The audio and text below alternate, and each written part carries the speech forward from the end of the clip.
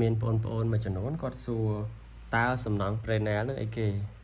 តើក្នុងរលកគេធ្វើវាដើម្បីអីអញ្ចឹងគ្រូលើកឧទាហរណ៍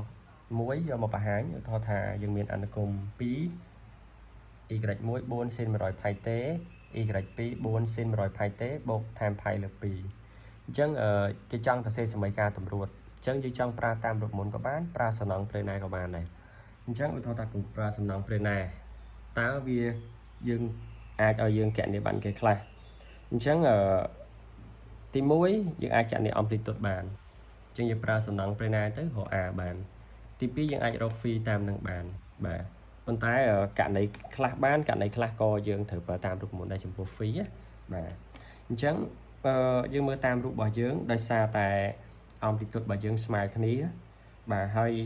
ដល់ពេលអញ្ចឹងធ្វើឲ្យរូបរបស់យើងនេះជាការ៉េណាអញ្ចឹងអង្កត់ទ្រុងការ៉េបាទ a នេះយើងអាចប្រើតាមពីតើក៏បានយើងអាចប្រើតាមអង្កត់ទ្រុងការ៉េនេះ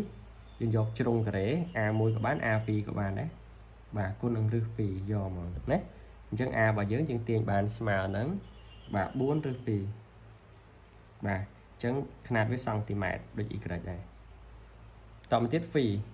ដោយសារតែការ៉េបាទ phi របស់យើងនេះអញ្ចឹងអាមុំកន្លែងនេះគឺវា90ឬក៏ pi លើ2បាទអញ្ចឹង phi របស់យើងគឺយើងយក pi លើ2ចែក2ណាបាទ pi លើ2ចែក2អញ្ចឹងវាបាន pi លើ4បាទរ៉ាត់យ៉ងអញ្ចឹងយើងបាន y ស្មើនឹង4ឬ2 sin អញ្ចឹង omega របស់យើងគឺដូច y1 y2 ដែរគឺ100 pi t បាទបូក pi លើ4បាទគិតជាសង់ទីម៉ែត្រណា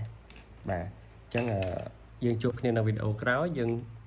អនុវត្តសំណង់ Prenel នៅក្នុងអគ្គិសនីឬក៏ក្នុងចរន្តឆ្លាស់វិញម្ដង